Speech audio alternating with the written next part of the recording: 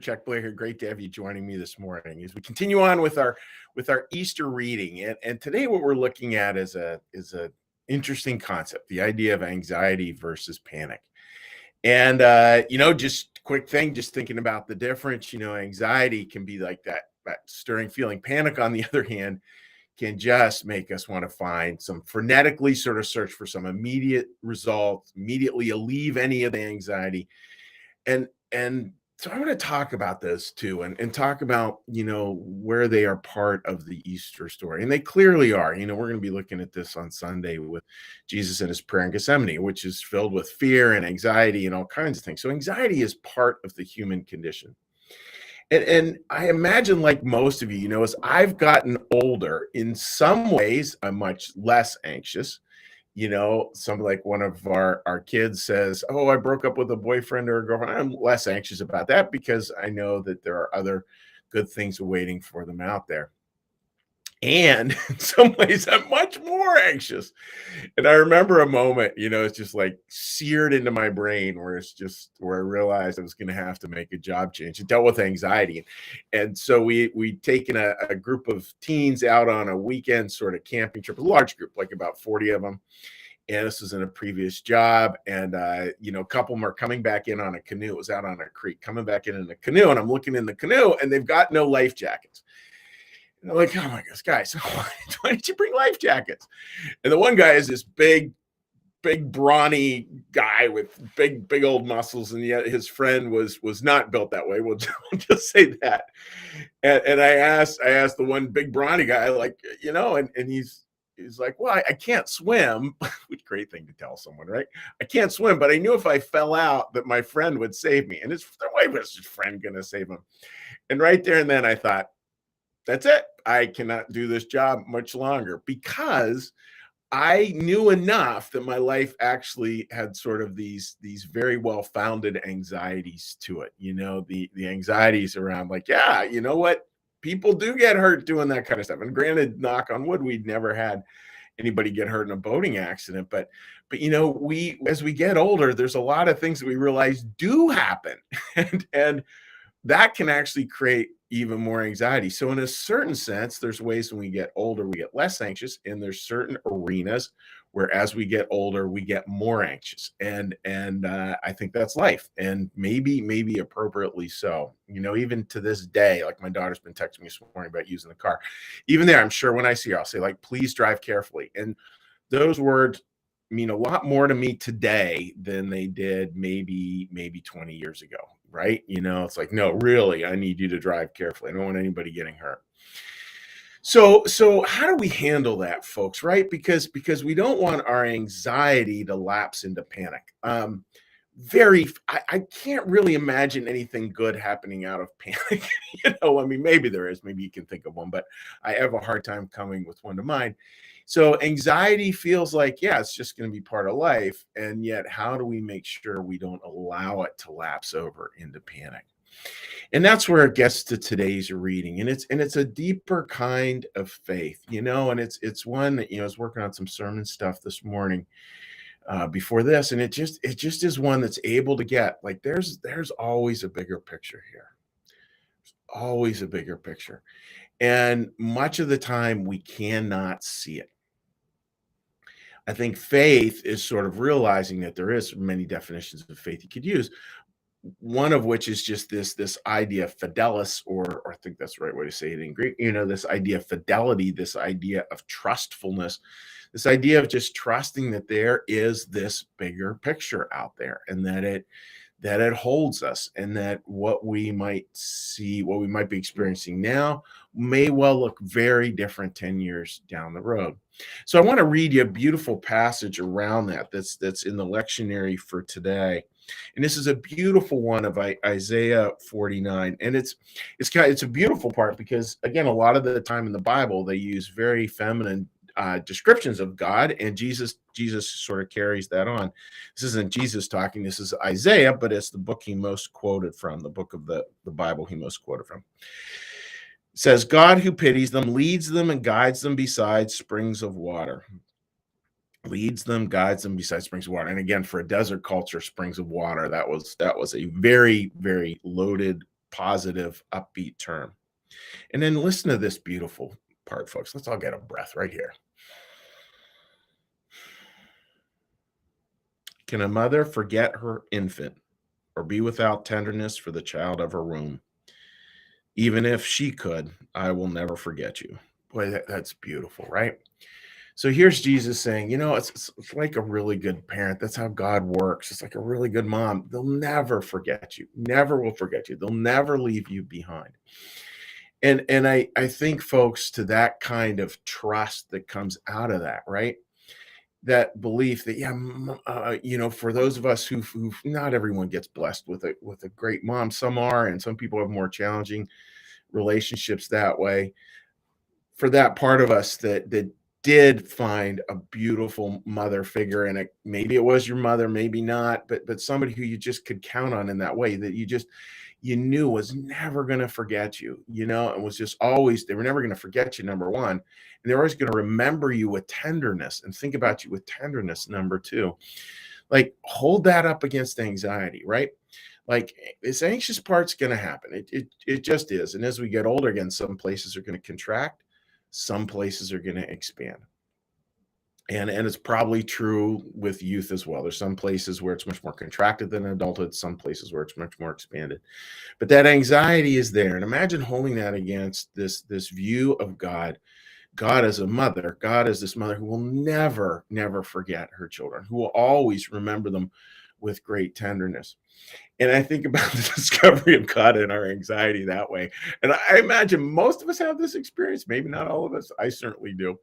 The famous time I got lost in a store experience, and I can remember it being in a fabric store. I can remember, it was, I can remember even the store it was in, Altmeier's fabric store in the Trona Heights, Pennsylvania. And anyhow, couldn't find my mom. And then there's this big, tall stacks of fabric draped down, so I obviously am too small to see over them at that point. And then I come around the corner and there's my mom. And the anxiety and the relief. And just knowing my mom would never forget me, of course I knew that, but just that seeing her again. So folks, I just want to breathe into that for a second. Can you really think through what that's like coming around the corner and seeing God looking at you and just getting, there is this bigger picture. God holds us. God's not going anywhere. It's just like a really good mom, never going to forget you, always looking at you with tenderness. And maybe that's what we can bring, one possible idea is that's what we can bring our anxious moments to. And maybe when we do that, it'll help keep anxiety from turning into panic. So that's my thought for today, friends. And yeah, so with that, what we're going to do is we're going to go ahead and do our little meditation, a little prayer, a little blessing. I did want to remind all of you as well that this evening at 8 p.m. Eastern Standard Time on Zoom, we will be starting a 3-part small group on Easter, just to how do we do a deeper dive, kind of really entering into the Easter season as in a more in-depth way. So you're more than welcome to join us. I'm going to be leading it with Shannon Carlson from out in Austin, Texas. That'll be super fun. So with that, friends, let's get a little breath.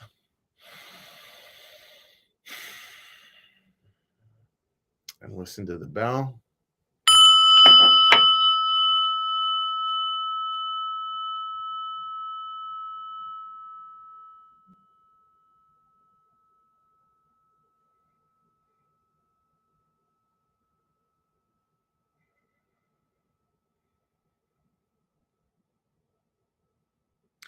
Be still and know that I am God.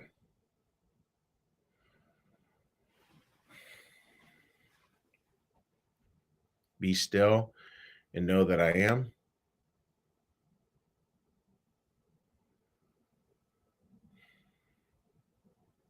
Be still and know that I.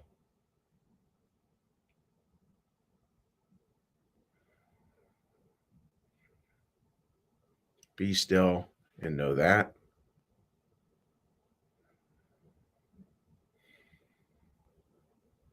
Be still and know.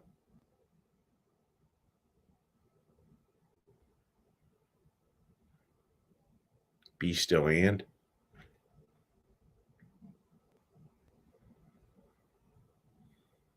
Be still.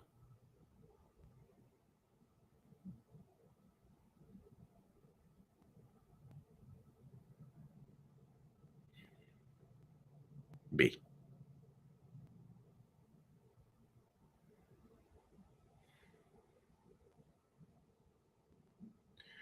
Our Father, who art in the heavens, hallowed be thy name.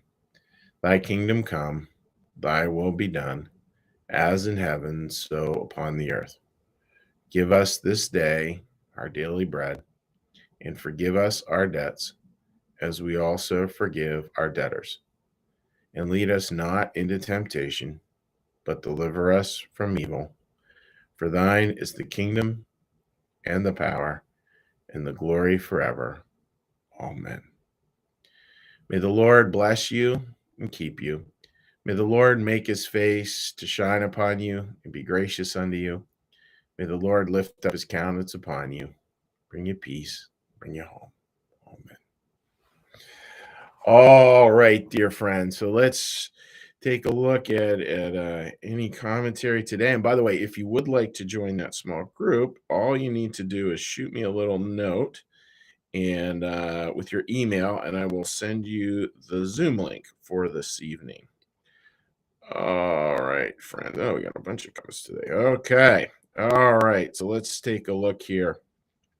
Patty, snowing and sleeting in Maryland. Oh no, that better not be headed up here. That's all I gotta say.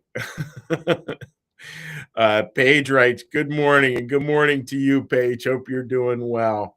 Carolyn out there in the Midwest wishes everyone a good morning, as I do too. And same with Martha out there as well. Great to see you folks joining us this morning. Marcus, good morning to you, buddy, and I hope you're doing well. Shay writes, make it a good day. Yes, that is it, right? Like this is the day the Lord has made. Such a beautiful idea, right? Susan writes, good morning. Going to be 74 degrees today. Oh my goodness, I could go for a little bit of that. And also writes, grandmother God comes to mind with this reading. And there really is like this grandparent wisdom, right? Like our daughter was over last night, and her hubby are awaiting their first baby that's coming at the end of May, which will be our second grandchild. And boy, it's just really fun being a grandparent. And that whole trying to be reflective of God's love in a different way. Linda writes, much needed message. Thank you. And you are welcome there, Linda. Beth, great to see you joining us as well, and wishing you a happy Wednesday. Please send a Zoom link. Beth, I will send you the Zoom link. A beautiful visual. The Lord holding us in those anxious moments. Be still. It really is. And it's like more and more, I keep on, a theme for me over the past, years, been like realizing like, yeah, we never get rid of that stuff, right? Like the anxiety, I've constantly had these images that the things like anxiety, etc., would just go. They shift, but they never go. And it's more about how are we going to allow the Lord to kind of hold us through those things than anything else. That's just been a thought. All right, folks. Well, just wishing you all the very best. And yeah, Beth, if you could just shoot me your email, so I'll put you in the actual email chain. You can just message me on Facebook with that, and I will gladly send it. And just wishing you folks all the best. God bless. Have a great day. Hopefully without too much anxiety, and certainly with no panic. Take care, folks. God bless. Bye-bye.